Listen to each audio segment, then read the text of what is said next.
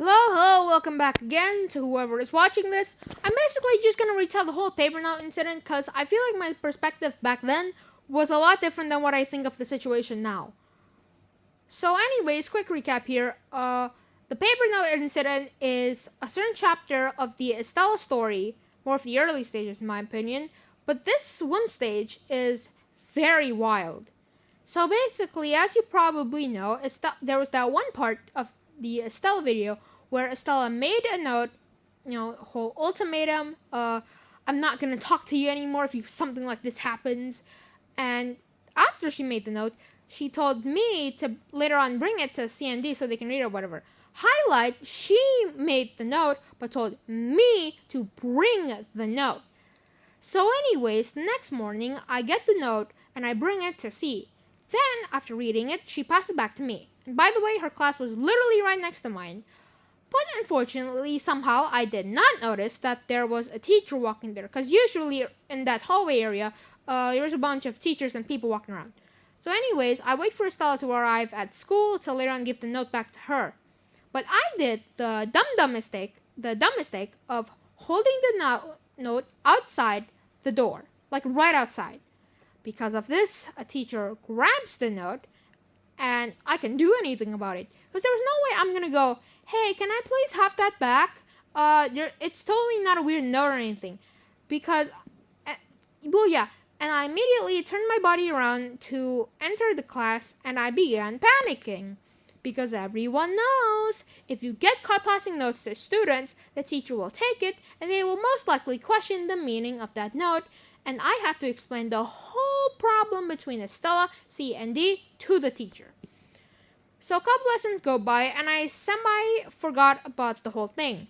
Until a teacher knocks on the door during the lesson and asks for me and Estella to come out for a while. They wanted to borrow me and Estella, basically.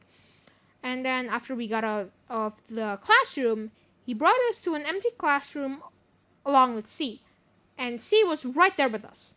So obviously, we were all confused, except for me. In fact, C literally said, why are we here? Are we gonna take a photo or something? But on the inside, I had a suspicion about it. When we were in there was already another teacher, a counseling teacher to be exact. So then she says something like this. Blah, blah, she says like blah, blah, blah, blah, blah. Then she says this. Hey guys, sorry, but, rules. No dating people, alright? Now, on the outside at the time, I was dead silent and nervous. I was scared. But on the inside, I was confused and very furious. You're telling me the whole reason we were there was because this ignorant, careless teacher genuinely thought I was sending love letters to girls. I don't know what to say, man. Now, previously, when I first told the story, I was conflicted whether the teacher actually read the note or not. Because if they did, they wouldn't accuse me of something like this. But they grabbed the note, so why would they not read it? Am I right? But then, recently here, I told the story to my friend, and they said, well, if they accused you of something like that, then that means they didn't read it. Yeah. So pretty much, I was accused of sending love letters to people without actual evidence. Now, I know I held the note, but they can't say for real if it was a love note or not. They didn't even read it in the first place. They accused me of sending a love note to a girl when they didn't even see the inside of the note. They didn't even know if it was a love note or not. But anyways, they still accused me. It wasn't even love note in the first place. The whole history of that note was based around jealousy. This kind of behavior from teachers is honestly disgusting, and also part of the reason why not everyone trusts teachers anymore. Now, let me explain. If something like this had happened in 5th, 6th, or 7th grade, this kind of behavior from teachers can be absolutely tolerated because, this is the right time for stuff like that to happen. But this happened in 3rd grade, let me remind you. 3rd grade. You cannot be a good teacher if you accuse people left and right and try to justify it by evidences that prove nothing.